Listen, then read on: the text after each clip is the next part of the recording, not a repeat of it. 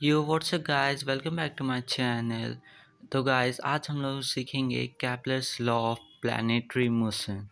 ये वीडियो मेरा एजुकेशन वाला है, तो इसे ज़रूर देखिएगा। ये पेपर में आप लोगों के बहुत काम आएगा।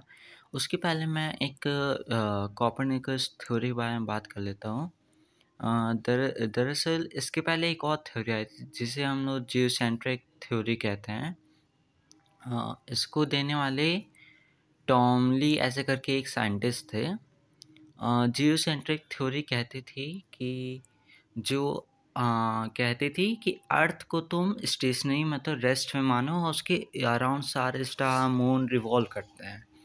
लेकिन फिर बाद में 5 साल लगभग बाद में कोपरनिकस एक साइंटिस्ट आए, जिन्होंने कोपरनिकस आए तो उन्होंने कहा कि नहीं, ऐसा नहीं है। वो उन्होंने कहा कि ये नहीं है, ऐसा है कि जो सन है हम लोग का, तो सन के अराउंड सारे प्लैनेट स्टार रिवॉल्व करते हैं। ये उन्होंने ये कहा। इसी तरह जैसे मैं अभी जो बना रहा हूँ यहाँ पे अर्थ एक सेंटर मान लीजिए, उसके अलावा अराउंड सन स्टार मून सारी चीज़ें हैं। ये ठीक है। अब उसके बाद फिर कोपरनिकस आए। कोपरनिकस ने वही कहा कि नहीं, ऐसा नहीं है।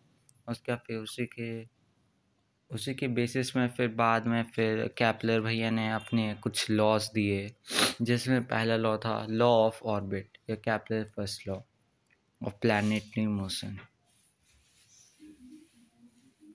तो इन्होंने कहा था every planet revolves around sun in an elliptical orbit. Elliptical orbit मतलब एक फिक्स्ड ऑर्बिट है, पाथ है, वो है। हर एक प्लैनेट का अलग अलग रहता है, ठीक है।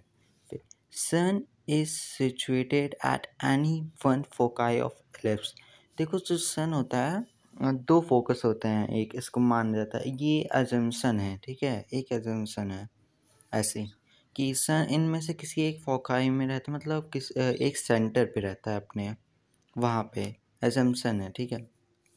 और उसके बाद है इट्स फर्स्ट लॉ। ये देख लीजिए एक बार आप लोग कि ये सन है, इसको मैं बता रहा S1 S2 से है। यहाँ पे आप लोग देख लें, ये जो पहले, हाँ, ये सबसे क्लोजेस्ट पॉइंट को पेरिहेलियन कहते हैं और सबसे फारेस्ट पॉइंट फ्रॉम सन को एम्फिलियन कहते हैं।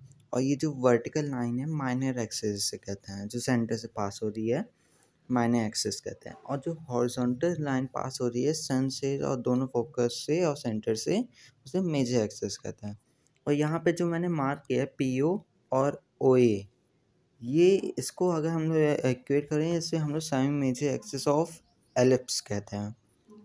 उसके साथ साथ ये जो फर्स्ट लॉ है अपना कैपलर्स भैया का, तो ये बेस्ड स्क्वायर लॉ पे है और दूसरे सेकंड लॉ पे आते हैं। दूसरा लॉ जो है इसे लॉ ऑफ एरिया भी कहते हैं। ये इसका स्टेटमेंट है, the line joining a point to the sun sweeps out equal area in equal interval of time, that is the aerial velocity of planet around sun remain constant।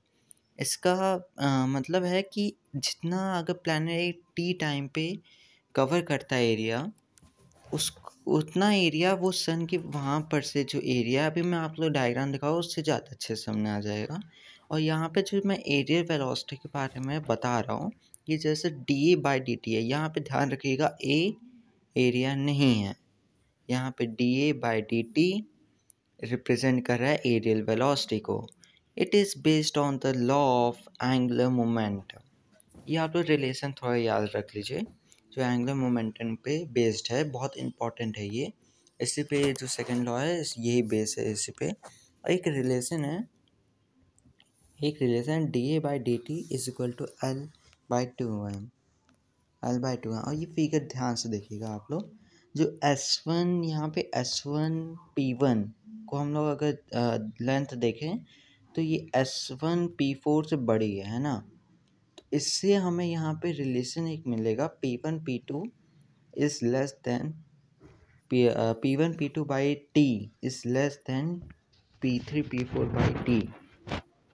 तो इससे पता चल जाएगा कि इतना इसका एरिया है। इससे हमें रिलेशन ये पता चल जाएगा। ठीक है। इसका एक डेरिवेशन भी है da/dt = L/2m, लेकिन इसके लिए मुझे 20 व्यूवर्स इस वीडियो पे चाहिए, जिससे मैं बाद में आप लोगों को इसको दिखाऊंगा, साथ साथ बहुत सारे डेरिवेशंस भी दिखाऊंगा वेरिएशन ऑफ जी पे। और अब आते हैं तीसरे अपने थर्ड लॉ पे, जिसे हम लोग कहते हैं लॉ ऑफ ऑर्बिट। ओके, ये कहता है T square is directly proportional to R cube. ज़्यादा कुछ नहीं है इसमें, बस यही है कि टाइम के डायरेक्टली प्रोपोर्शनल, बस इतना है। इसका एक छोटा डेरिवेशन आप